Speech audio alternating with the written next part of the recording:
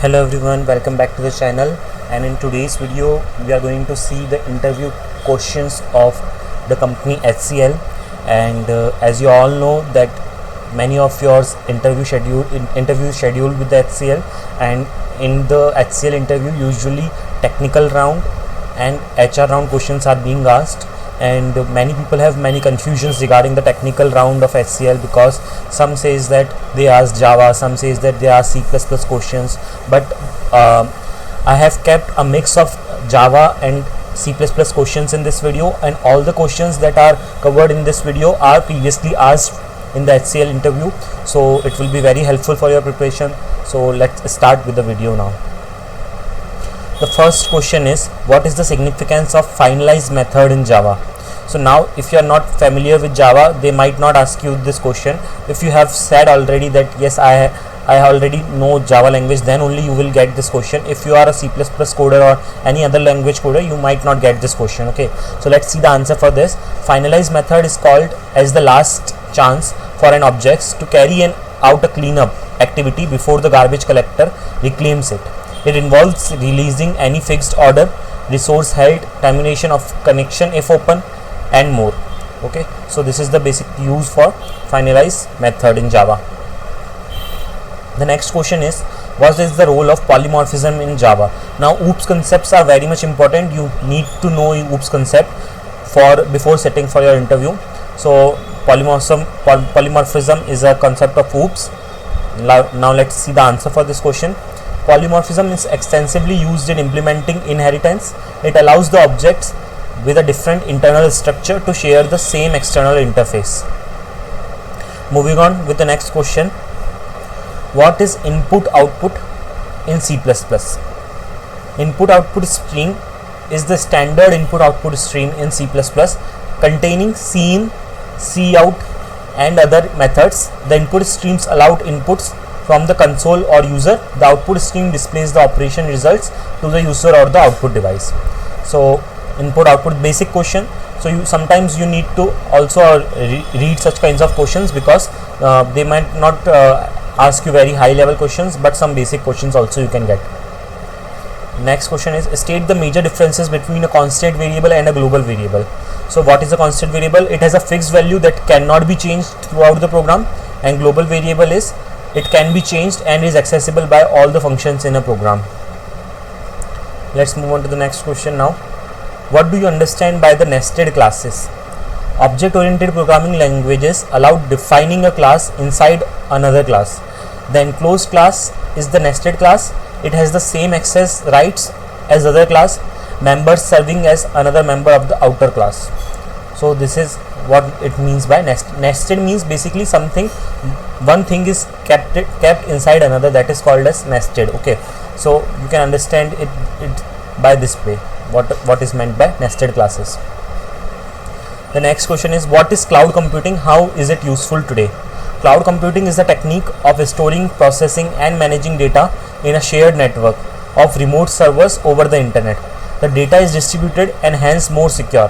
Cloud computing offers flexible resources, innovation and economic of scale. So you can see the importance of cloud computing in this question. Next question is, what are the different cloud computing service models?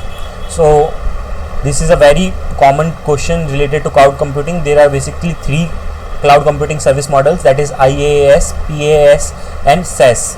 Okay, so let's see them one by one. Infrastructure as a service, a computing interface managed over the internet. Platform as a service, cloud computing platform for developing, testing, running and managing applications. Software as a service, a cloud service provider hosts applications. FaaS, function as a service, a platform for developing, running and managing app facilities without the need for building and maintaining app launching infrastructure. So these were the service models that are available in cloud computing. Now the next question is, what is big data? So sometimes you can also expect questions from the trending technologies like AI, machine learning, artificial intelligence, data science and big data. All of these you can get some basic questions from these technologies also. Big data refers to the large data sets too complex for traditional data processing application software. The features of big data are velocity, veracity, variety, volume, value, visualization, validity, volatility. So all these are the features of big data. Moving on to the next question. Name some software analysis and design tools. Some software analysis and design tools are as follows: data flow diagram, data dictionary, structured charts, structured English, entity relationship diagram and decision tables, very popular one, hierarchical input, processing output diagrams. Moving on to the next question. How is structured English different from pseudocode? Okay, so structured English employs the native English language to provide the structure of a program module using programming languages keywords. Pseudocode is like a programming language lacking the syntax of any specific language. So this is the main difference. Pseudocode is not itself the code, but it is you can say it is like a normal English written, but it has the look-alike of your actual code, but it is not the actual code. When you will run your pseudocode, you will not get your desired output. So this is the main difference between the English different and actual English and the pseudocode. What is the role of pointers in C? Pointers in C are used for the following purposes: to access array elements, for dynamic memory allocation and deallocation when the program is executed, call by reference, to construct several data structures like trees, graphs, linked lists, and so on. So we know that like behind many of the standard data structures like trees, graphs, linked lists, pointers are being used extensively. So pointers are one of the main applications behind these data structures. Let's see the next one now. What are the major differences between the C and C++? So this is one of the most important questions, because many times, or like 90% of the times, this question is being asked. Okay, so let's see the characteristics one by one.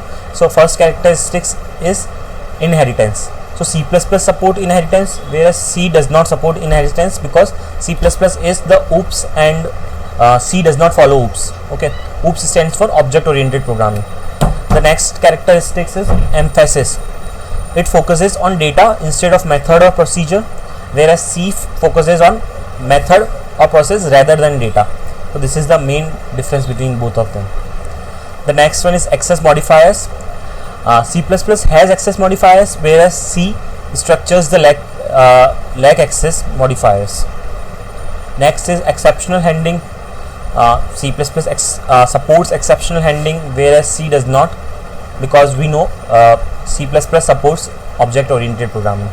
The next is reference variables. C++ supports reference variables, whereas C does not. Moving on to the next one. What are the four pillars of object oriented programming systems?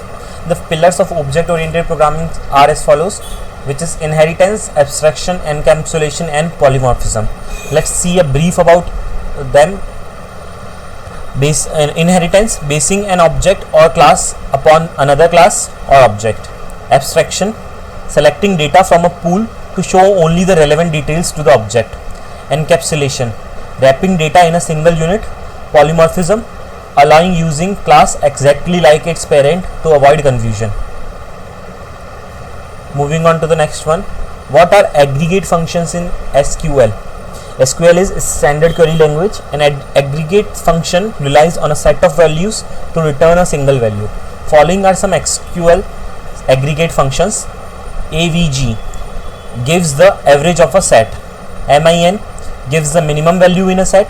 Count returns the number of items in a set. Max returns the maximum value. Sum returns the sum of distinct or all the values in a set. So these were some of the aggregate functions in a SQL. So this is very much important if you are being asked about the questions based on SQL. Okay, so one thing to note is, so many times you can see that in this technical round questions, all the questions from all the technologies or all the languages are covered, like questions from C++ are also there, from Java is also there, even from SQL is there, from big data. All these questions are covered, so don't worry, you will not be asked any questions if you have said that you don't have experience with that technology or language. Suppose if you have said that I have experience with C++, then only you will be asked questions based on C++ and not on other technologies. Okay, so before asking you questions, they will ask you whether you have experience with this technology or language or not. Okay, so now let's move on to the next question. What do you understand about constraints in SQL? So constraints are the rules or limits applied to different data types in a given table to ensure its accuracy and reliability. SQL constraints are as follows. Not null informs null value can be stored within a column. Unique informs all the values in the column should be unique. Primary key, the field that uniquely identifies each row in a table. Foreign key, the field that uniquely identifies each row in another table. Check, it helps validate the column values for attaining a particular condition. Default, it gives a default value for the column when the user doesn't specify one. So these were some of the constraints in SQL. So if you have experience working with SQL, you might already know. So it is a good revision for you for the SQL constraints.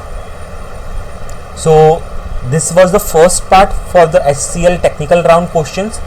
The next part will contains more questions and will be a continuation of this video. So in order to decrease the length of this video, I have kept only few questions in this video, and the next will be in the subsequent parts. Okay, so thanks for watching this video, and if you like this video, please share it with your friends, and also if you are new to the channel, please subscribe it. Thanks for watching.